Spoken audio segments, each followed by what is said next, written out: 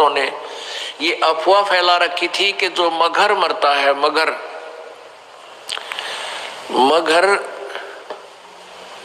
गोरखपुर से 25 किलोमीटर की दूरी पर एक कस्बा है और उस कस्बे का उस समय एक बिजली खान नाम का पठान नवाब था। वो भी कबीर परमेश्वर जी का शिष्य हो गया था। एक बार वहां अकाल गिर गया था मगर स्टेट में, मगर रियासत में, और सभी जंतर मंतर कर लिए थे। सभी सिद्ध पुरुषों ने हाथ खड़े कर लिए थे कि तुम्हारे संस्कार में 4 वर्ष वर्षा नहीं है, 4 वर्ष का अकाल गिरेगा ही गिरेगा। तब कबीर परमेश्वर जी के पास बिजली खां पठान स्वयं गए थे, परमात्मा मगर में आए थे और आते ही वर्षा ने जबरदस्त वर्षा करवा दी थी। सब भर दिए थे, तालाब तुलोब सब एक कम एक कर दिया था। उसके बाद उस मगर रियासत के यानी मगर कस्बे के सभी व्यक्तियों ने परमेश्वर कबीर जी से उपदेश ले लिया था। हिंदू और मुसलमानों ने, उस मगर के अंदर आधे मुसलमान थे, आधे लगभग हिंदू थे, और सभी ने, क्योंकि मरता के नहीं करता, फिर ज्ञान समझ में आ गया। तो मगर रियासत का जो नवाब था वो बिजली खां पठान भी कबीर परमेश्वर जी का शिष्य था। उधर से काशी नरेश वीरदेव सिंह बघेल, वो भी कबीर परमेश्वर जी की भक्ति और ज्ञान और शक्ति से परिचित होकर के उपदेशी कबीर जी के शिष्य थे। तो कबीर परमेश्वर जी ने कहा कि भाई धरती का भरोसा नहीं रहना चाहिए, तुम कोई तो कहते हो मथुरा में मोक्ष होगा, नहीं। परमात्मा कहते हैं मुक्ति खेत मथुरा और किन्या कृष्ण कलोल और कंस के सी चाणोर से वहां फिरते डमाडोल। तुम्हारी बात बड़ी कर दे, तुम मथुरा को एक मुक्ति क्षेत्र मानते हो, मोक्ष क्षेत्र। अरे उसमें कृष्ण जी ने तो वहां नरी मौज मचाई, जैसे मठ गोपियों के साथ बकवाद करी, और उस मोक्ष तुम मानते हो मोक्ष स्थान ही है वो, तो उस मोक्ष स्थान पर कंस केसी और चाणूर जैसे का बक्कल उतरा, उन बकवाद प्राप्त हुई, उनका मोक्ष ना हुआ। तो कहने का भाव ये था कि भक्ति जो यथार्थ भक्ति है, उस भक्ति के करने से मोक्ष होगा और मर्यादा में रहते हैं। तो कबीर परमेश्वर ने उन ब्राह्मणों से कहा कि तुम मूर्ख बना रहे हो भोली जनता को, मैं मगर में शरीर छोड़ूंगा और मैं स्वर्ग से भी आगे सतलोक में जाऊंगा। अब इस बात ने ब्राह्मण मानने क्यों कर, क्योंकि सारी जनता में ढंडोरा पीट रखा कि वामरनिया तो गधा बनेगा, नरक जाएगा। तो परमात्मा वहां से चल पड़े। 120 वर्ष की उम्र का शरीर था कबीर परमेश्वर जी, दिखा रहे थे अपना। वैसे उनका शरीर की कोई आयु नहीं है, परमात्मा की कोई आयु नहीं होती। उन्होंने एक लीला में शरीर दिखाया था, एक जन साधारण की तरह एक जीवन जीकर अपने हाथों से कर्म करके अपना निर्वाह करके दिखाते हैं, एक लीला करते हैं। वो प्रत्येक युग में आते हैं। 120 वर्ष की आयु शरीर की दिखा रहे, ऐसे महसूस हो रही थी, और काशी से पैदल चल पड़े। उनके साथ वीरदेव सिंह बघेल काशी नरेश भी अपनी सेना लेकर चल पड़ा, और काशी के बहुत से व्यक्ति दर्शनार्थ चल पड़े। और काशी के वो विद्वान पंडित मंडलेश्वर भी अपने पोथी बही लेकर के चल पड़े, पत्रे वत्रे और वो ज्योतिष जातस सारी शोधन खातर वो भी चल पड़े। वीरदेव सिंह बघेल सेना इसलिए लेकर चला था कि मैं गुरुदेव जी के शरीर को यहाँ लाऊंगा जब ये शरीर छोड़ देंगे, और हिंदू रीति से इनका अंतिम संस्कार करेंगे। हम मुसलमानों के हाथ अपने गुरु जी के शव को नहीं जाने देंगे। अब बिजली खां पठान मुसलमान को जब ये पता चला कि गुरुदेव यहाँ आ रहे हैं और काफी व्यक्ति भी दर्शनार्थ आ रहे हैं और गुरुजी यहाँ पर अपना जीवन लीला अंत करेंगे, और वीरदेव सिंह काशी नरेश हिंदू के इरादे से भी परिचित हुए कि वो शरीर को लेकर जाएंगे, तो बिजली खां पठान ने भी अपने मुसलमानों से सलाह की।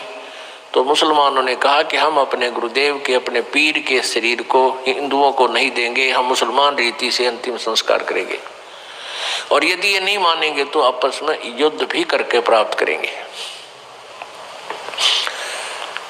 जब परमेश्वर कबीर जी वहां पहुंचे तीसरे दिन पैदल चल के, क्योंकि बनारस से, काशी से मगहर लगभग 200 किलोमीटर के आसपास है,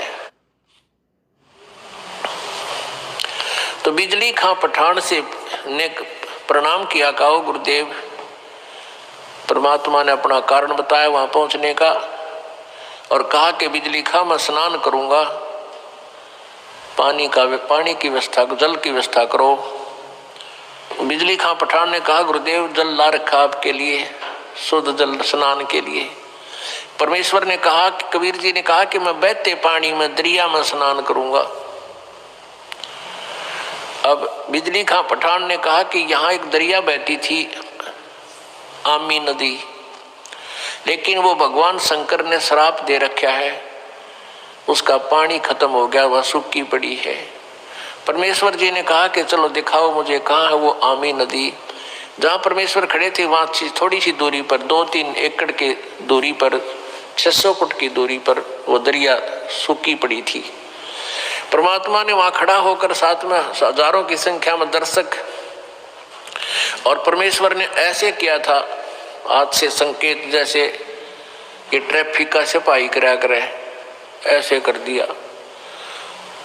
क्या देखते हैं कि थोड़ी सी दूरी पर एक बहुत बड़ा धमाका हुआ, और एकदम पानी से भरकर नीचे से पानी इतना जोर से निकला और पूरी दरिया भरकर चल पड़ी।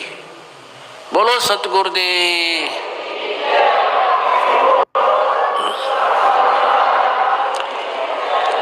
बंदी छोड़ कबीर परमेश्वर जी की जय। सबने स्नान किया, जलपान किया, स्नान किया, जल पिया। फिर परमेश्वर जी ने कहा कि भाई 1-2 चद्दर लाओ, एक नीचे बिछाऊंगा, एक ऊपर ओढ़ कर लेटूंगा। फिर परमेश्वर ने पूछा कि भाई बिजली खां पठान तुम सेना किस लिए लाए हो, वीरदेव सिंह बघेल तुम सेना किस लिए लाए हो। दोनों ने नीचे गर्दन कर ली, सामने सामने खड़े थे।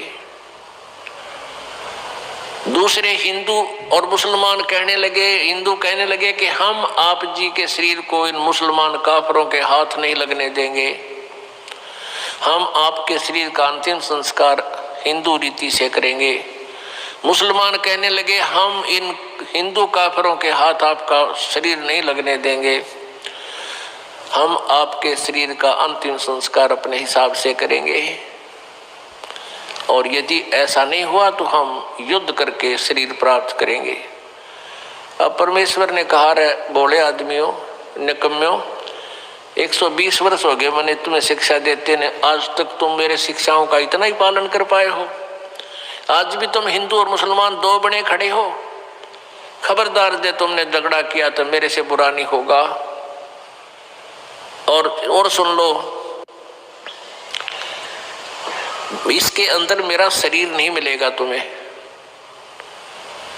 लेकिन यह जच्चा थी उनके। फिर भी अगर तुमने झगड़ा नहीं करना है, एक सदर तुम ले लेना, एक मुसलमान ले लेंगे, एक हिंदू ले लेंगे, और सदरों के बीच में जो भी वस्तु मिले आधी आधी बांट लेना। तुम लड़ियो ना भाई, ना तो विनाश हो जाएगा, गृह युद्ध शुरू हो जाएगा, आपसी जुल्म हो जाएगा, महाभारत से भयंकर युद्ध हो जाएगा। लेकिन उनके मन में न्यू थी कि एक बार गुरुजी शरीर छोड़ दे फिर तुम आप देख लेंगे। हाँ, फिर हम न मानना किससे कि नहीं, अपने हिसाब तक कराएंगे हम।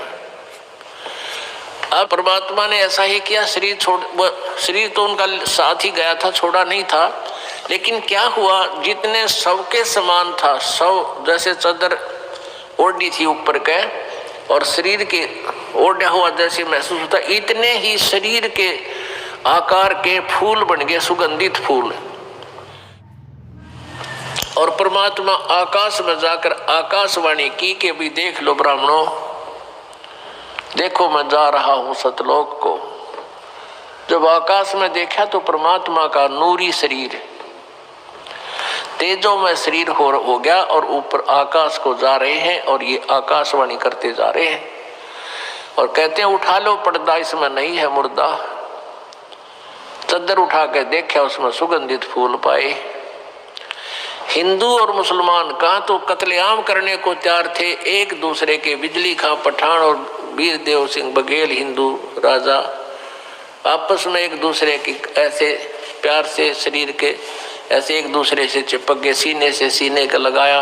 आपस में सब हिंदू मुसलमान एक दूसरे से सीने से लगकर ऐसे रो रहे हैं जैसे छोटे छोटे बच्चों की माँ मर जाती है, पिता मर जाता है, और रो रहे हैं और कह रहे हैं हम कति मूर्ख थे, हमने पहचाना नहीं, वो अल्लाह थे, खुदा थे, वो परमात्मा आए हुए थे। अपने आत्माओं, हमने परमेश्वर को पहचाना नहीं, इतनी लीलाएं प्रभु करके गए। आज भी मगर स्थान पर हिंदुओं ने अपनी अलग से यादगार बना रखी है, एक चद्दर और आधे वो सुगंधित फूल लेकर, और मुसलमानों ने अपनी अलग बना रखी है, एक चद्दर और आधे फूल लेकर। आज भी ये दास उसको, आज भी विद्वान है ये दास, बहुत बार उसको देख कर आया है और हमने वो फोटो खींच कर लाए थे उनके। दोनों अलग अलग बने हुए हैं। 3 बार ये दास भी संगत को साथ ले जाकर दिखा कर जाए, प्रमाण करने के लिए कि हम सुना करते हैं वो सच्चाई है।